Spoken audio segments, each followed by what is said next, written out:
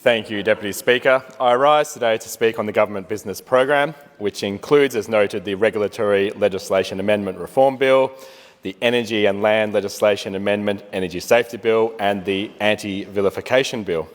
This is the second time the Anti-Vilification Bill has been in the Government Business Program.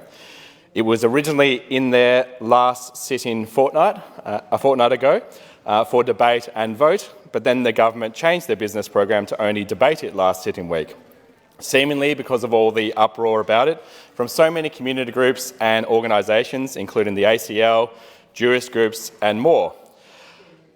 Albeit, the government has seemingly tried to make out that they only ever intended to debate it in the first place last sitting week. It seems the government does not have confidence in what it is doing. I don't have confidence in what the government is doing, nor do my colleagues have confidence in what the government is doing. And that seems to be what's happening with the government at the moment, with, for example, the Police Minister expressing confidence in the Police Chief Commissioner, and then 87% of police voting no confidence, which saw that government quickly backflip.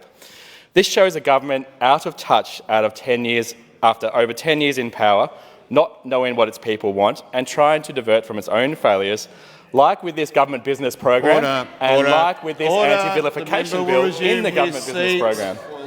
Point of order, Minister.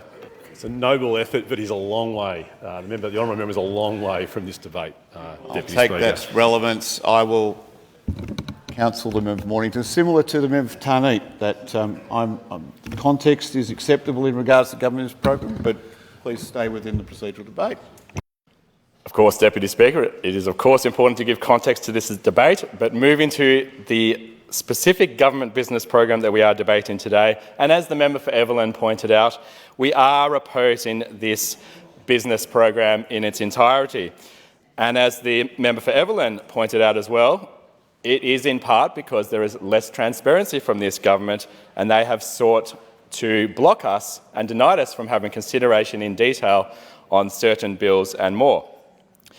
If we go into what is happening under this business program this week, on the anti-vilification bill, I understand that the government will also table some amendments in this regard. This is, I understand, after further consultation has taken place, but this is consultation that should have taken place in the first place.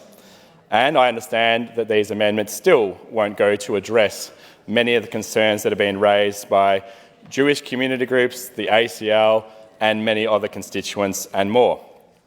The government should indeed go back to the drawing board on this bill, which is why we are opposing this bill itself under the government business program.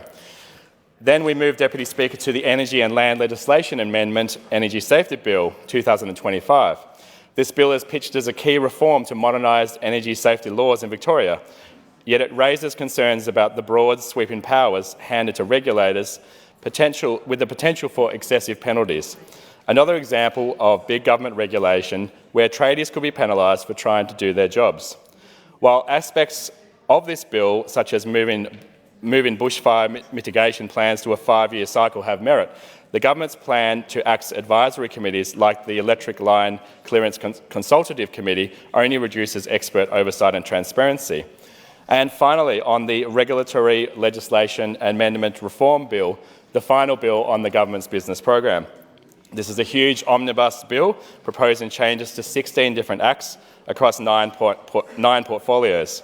Some changes are of course positive, some are negative, as the government likes to do on omnibus bills, particularly to try and make the coalition look bad if we were to oppose positive things, but equally to try and make the coalition look bad if we were to support elements which go against our own philosophy.